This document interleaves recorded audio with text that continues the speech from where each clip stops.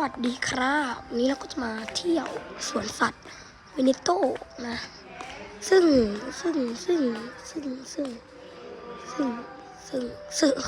ต้องไปทางไหนอันนี้ก็อยู่กับรายการออนไลน์ทั้งหมดในชีวิตก็มีวอล์กนิดหน่อยแต่เราจะไปดูตรงนั้นกันนี่ไงคืออะไรเอ่ยฟลามิงโก้ปะฉันจะตกคือเดินพื้นแบบมาตรฐานแบบนี่ไงฟลามิงโก้ปะฉันตาดีขนาดไม่ใช่ด้วยวะฉันตาดีขนาดนี้ฉันมองไม่เห็นแต่แกมันก็ไม่เห็นแหละแค่ว่าสวัสดีพวกเธอชื่ออะไรกันเหรอทำไมเธอยิงอย่างนี้ล่ะเฮ้ยเธอทำไมเธอยิงจังล่ะเขาไม่คุยด้วยปะคุยด้วยปะเหรอจิงโจ้ให้อาหารจิงโจ้ไหม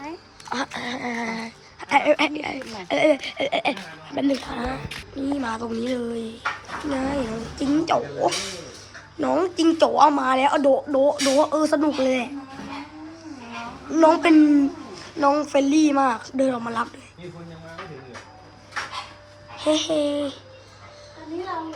เอาให้กระทะเลยใช่ไหมคะ ใช่ครับที่ได้ราคาเลยครับต้องขอบคุณจริงๆครับ นี่ไงเฮ้ยเธอชื่ออะไรกันเหรอเธอทำไมเธอเงียบจังบายชิว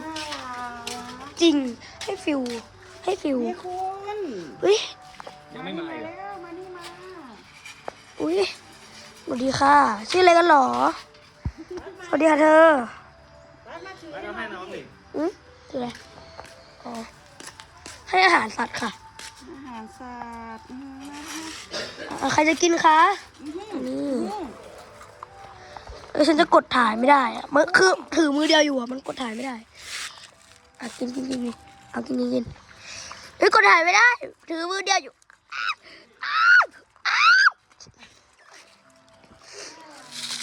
วันนี้พวกเธอชื่ออะไรกันเหรอคะเนื้ออันนั้นไม่กินหรอกหนาๆยืนอยู่อะโซโดเซเดนอะกินไหมนี่อันนี้จะกินเอาไหม ยังไม่เห็นไม่ต้อง นี่ไม่ได้กินเลยเดี๋ยวโอ้โหเอาวางเป็นมิดนะขอถ่ายแป๊บ มีใครอยู่โซนพัทยาใต้หรือยังมีใครอยู่โซนพัทยาใต้หรือยังโดนนะพัทยาใต้ น่ารักอ่ะจอดปะนี่จะไปด้วยเฟรนลี่มากๆอุ้ย มีใครอยู่โซนพัท มัน ยา จะไม่ได้เหรอมึงเหรอเอาอะไรมากินด้วยกินเลย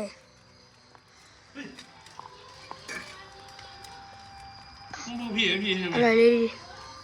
จับไปที่ อุ้ยทำไมตัวนี้มัน กี่นาทีแค่หน้าจอ แป๊บนึงนะคะถ่ายรูปก่อนโอเคถ่ายรูปไปแล้วมาดูต่ออุ้ยทำไมตัวนี้สีดำที่เหลือขาวหมดเลยอุ้ยมีกระบองเพชรด้วยอุ้ยดีเขาจับหน่อยได้ไหมอุ้ยจับได้ด้วยเหรอ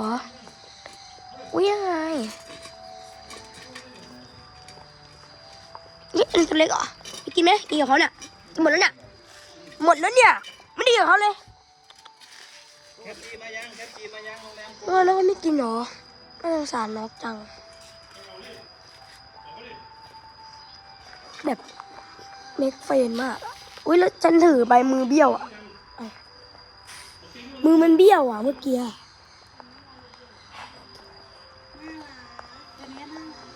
ใช่ได้รักจริงอุ้ยได้รักมากดูมันมันต้องมันดูฉัน ดีนะที่กระจายออกมาถ้าไปอยู่ที่เดียวกันจบข่าวเลย หมดแล้วเหรอแย่จังกล้องเลยอุ้ยเอ้าจับไม่ได้เหรออุ้ยมันไปแล้วโอเคงั้นขอเวลาเล่นกับมันก่อนสักแป๊บหนึ่งแล้วกันอุ้ยคือลูก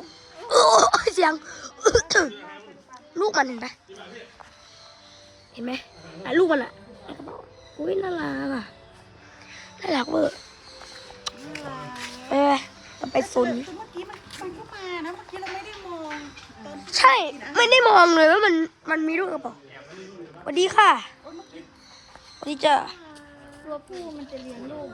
อ้าวเหรอ สวัสดีจ้า ก็ผูกกว่านั้นใช่ สวัสดีจ้าเธอ จะเลี้ยงลูกมัน ตัวแม่มันบ่เลี้ยง มีคนให้อาหารสัตว์นะตอนนี้ก็ไปโอ้ยเจ็บเท้านั่งพักก่อนเจ็บเท้านั่งพักก่อนเดี๋ยวตัดไปตอนที่ออกจากโซนนี้นะตัดตอนนั้นเลยสวัสดีค่ะทุกคนนี่ก็กำลังอยากกับโซนนี้ ซึ่งก็ดูจิงโจ้ให้อาหารจิงโจ้เสร็จเรียบร้อยแล้วจะไปโซนต่อไปกันไปเลยไปเถิดไปสิ มาน้อง ไปเลย พี่คุณมา ตัวนี้บ๊ายบายสัตว์ ไปค่ะ บ๊ายบายสัตว์ถ้าฝนลงไม่หรอซีเรียสจริงจังอุ้ยพอดีเรากลับมาหาฝูงฟลามิงโก้สักรอบหนึ่งโอ้กลับด้านเดี๋ยวเรานี่ไง อันนี้อะไรนกอะไรระวังมันจิกนะลูก นี่ ฟลามิงโก้ ดูเป็นมิตรมากมิจฉาชีพสวัสดีค่ะแต่ว่ารีบดูดีกว่านะก่อนที่กดมันจะตกนะก่อนที่ฝนมันจะตกนะโซนพิเศษห้ามเข้าที่นี่เขามีผีเสื้อด้วยเหรออุ๊ยอะไรอ่ะโต๊ะไงหลบฝนไงเขาหลบฝนฮะอะไรอ่ะหมาปะหมาอะไรเหรอเฮ้ยหมาไม่ใช่เหรอหมาไม่ใช่เหรอมันกลับด้านไหมก็กลับด้านไหมก็กลับด้านไหมใช่กลับด้านเหรออุ้ยกดI'm sorry ดิI'm sorry นั่นที่ก็กลับด้านอันนี้ไหมเวลามาหลบฝนอย่างนี้เพื่อนเขาก็กำลังเล่นกับฟลามิงโก้อยู่ซึ่งก็ไม่ได้บอกกับฟลามิงโก้มากเท่าไหร่ส่วนตัวแล้วอันนี้ส่วนตัวไม่ค่อยบอกกับฟลามิงโก้มากเท่าไหร่ไปเราไปอยู่ในคลิปของเราเลยดีกว่าแบบอยู่ตรงนั้นกันเลยเมื่อกี้ก็เป็นบุญนิดหน่อยเฮ้ยอะไรอัลปาก้าปะมันคือตัวอะไรอัลปาก้าปะใช่ไหมยูคืออะไรฉันไม่รู้อ่ะฉันจำไม่ได้ยูคืออะไรอัลปาก้าไหมยูคือแพะยูคือแกะยูคืออะไรยูมีเขาด้วยอ่ะตัวนี้ดิตัวนี้มาทำไมมันกินอ่ะพี่นี่เขาเปิดเสียงเพลงนั่นแหละอาป้าไม่รู้ไม่ใช่อัลปาก้ามันโกะมันแพะวุ้ยน้องแพะน่ารักน้องแพะน่ารักเวอร์ เอาไปถ่ายรูปให้มา ถ่ายรูปก่อนนะน้องแล้วนี่นะถ่ายก่อนโอเคได้รูปแล้วเอารูปตอนนี้ไปฉันได้รูปเรียบร้อยถ่ายรูปเสร็จแล้วอุ้ยแต่ก็ยังแต่ลิ้นไปหมดแล้ว นู่นไปปั่นไอ้นั่นอยู่ตรงนี้ ไม่รู้ประเด็นภาษาอังกฤษ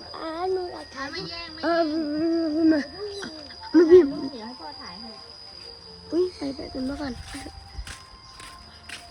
ว้านี่ค่ะทุกคนนี่ค่ะทุกคนอุ้ยเสือหายไปแล้ววะดูมันก่อนอุ้ยทำไมสีดำอุ้ยทำไมเธอสีสวยจังทำไมล่ะเธออุ้ยฉันเป็นคนชอบเราเป็นคนชอบฝากอะไรเลยฉันเป็นมิตรกับสัตว์ทุกสรรพสิ่ง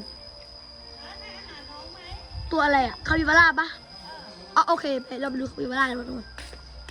เดี๋ยวตัดตอนที่ถึงนี้แล้วกันนะเพราะว่าคือคลิปมันอยากให้ยาวอ่ะไปนี่เห็นแล้วแครอทแล้วอุ้ยนี่ไงกินไหมฮะทุกคนเธอจะกินไหมฉันรู้นะว่าเธอหิวกินไหมกินไหมบาส มันปล่อยเร็วเกินอ่ะฮะ อย่าไงบาสนกไม่กิน สต๊อป กินหรือจะแจ้งก่อนเดี๋ยวให้ มันเอามากินถ้าเรากินออกน่ารัก วุ้นนั่นแหละกระต่ายออก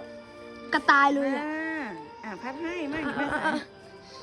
ไม่พลาดนะรอบนี้ไม่พลาดนะ อย่าพึ่งดีบาส อย่าพึ่งอะไรล่ะก็พึ่งก็ไม่ได้ป้อนนะเมื่อกี้ เริ่มติดใจแล้วลูกก็เก่งไหมนู่นตัวนู้นเลยติดใจเริ่มติดใจแล้วขอจับได้ไหมขอจับได้ไหมขอจับได้ไหมไร จับได้ดิ เขาชอบกินแครอท เลย อ้าวไปไหนนู่นแล้วอ่ะ เอาเธอจะกินไหมอุ้ยอย่ารุ่งแรงนะนั้นหยุดพี่คือคุณเดี๋ยวไม่ได้หรอ คือคุณคนเหรอ กินไหมกินไหมอันนี้เอาสิลงน้ำแล้วสิลงน้ำ เอาจะไปแล้ว เรียบร้อย อุ้ยเรียบร้อยอุ้ยน้องลงน้ำน้องมุดน้ำน้องเล่นน้ำอ๋ออันนี้ก็เดินบอลเขาเฮ้ย อย่าแล้วมึง เดี๋ยวถ่ายตรงไหนบ้าง ไม่กินดิไม่กิน เนี่ย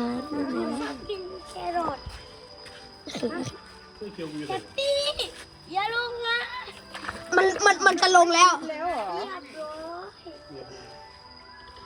กินไหมเดี๋ยวนะกูกินได้ใช่สิกินไหมไม่กินเหรอ ไม่ให้แล้วนะ กินไหมอันนี้ขอต่อร้องกับมันก่อน อุ้ยอ๋อเขาจะมากินในน้ำเขาถึงไม่บ่เหี่ยแม่พูนี่คูดมาทางนี้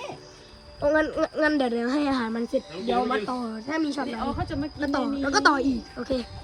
อันนึงนะขอสต็อปก่อนไม่อยากให้คลิปยาวเกิน